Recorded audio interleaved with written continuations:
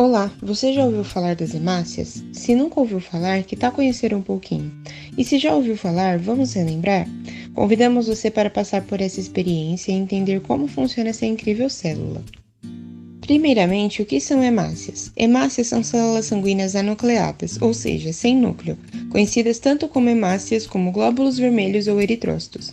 São células com formato de um disco bicôncavo e arredondado, possuindo cerca de 7,5 micrômetros de diâmetro, 2,6 micrômetros de espessura na região periférica e 0,8 micrômetros na região central. Agora, onde as hemácias são encontradas? As hemácias são encontradas no sangue de uma pessoa e esta quantidade corresponde a 5 milhões por microlitro de sangue em média. Qual o tecido que formam as hemácias? As hemácias são produzidas na medula óssea por meio de um processo chamado de eritropoiese, que acontece por meio da eritropoetina, um hormônio glicoproteico do qual provoca o estímulo na produção das hemácias. Quais são as principais funções das hemácias? A função principal das hemácias é o transporte de oxigênio adquirido pelo sistema respiratório até as células do corpo.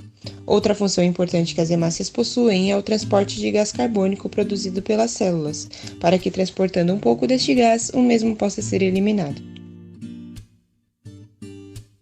Na medula óssea, nós encontramos a célula-tronco pluripotente, que tem a capacidade de se multiplicar e se diferenciar, assim formando as células do sangue. Na sua primeira divisão, ela irá se dividir em duas linhagens: a linhagem mieloide, que dará origem a hemácias, plaquetas e células do sistema imune, e a linhagem linfóide, que dará origem a linfócitos. A partir daí, as suscetíveis divisões de ambas as linhagens vão formar as UFCs, unidades formadoras de colônia para cada tipo de célula. Contudo, vamos focar na unidade formadora de eritrócitos. Esta dará origem às hemácias, que em sua primeira fase é um poeribasto, a primeira célula pertencente à linhagem vermelha.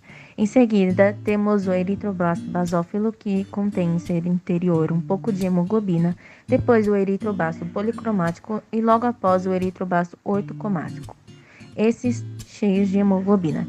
E por fim, o reticulócito. Nesse estado, a célula sai da medula para os capilares sanguíneos e de 1 a 2 dias depois é uma hemácia madura. Os eritrócitos, que também são chamados de glóbulos vermelhos ou hemácias, possuem uma grande flexibilidade, formato arredondado e forma de disco bicôncavo. Essas células não possuem núcleo.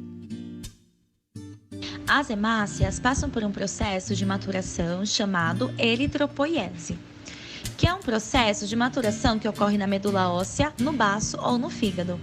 Esse processo de maturação tem 6 fases, que inicia-se por uma célula chamada proeritroblasto, que é a primeira célula identificada à linhagem vermelha, com núcleo e citoplasma. Depois temos o eritroblasto basófilo, que é menor que a célula anterior. E depois temos o eritroblasto policromático. E é nessa fase que começa a produção da hemácia.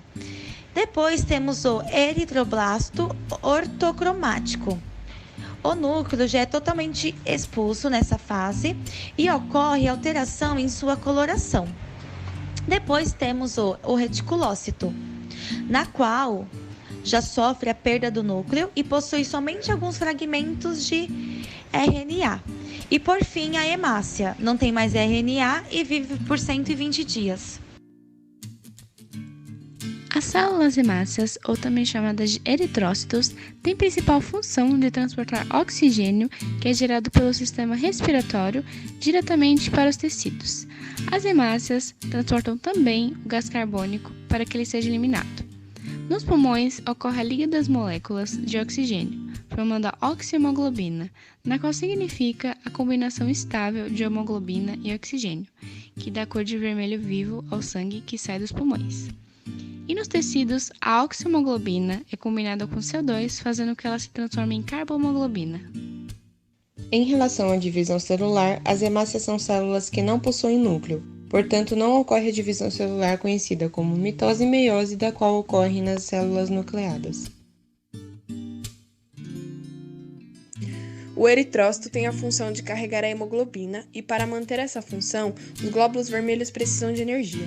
Essa energia acontece através de 2 vias metabólicas: degradação da glicose.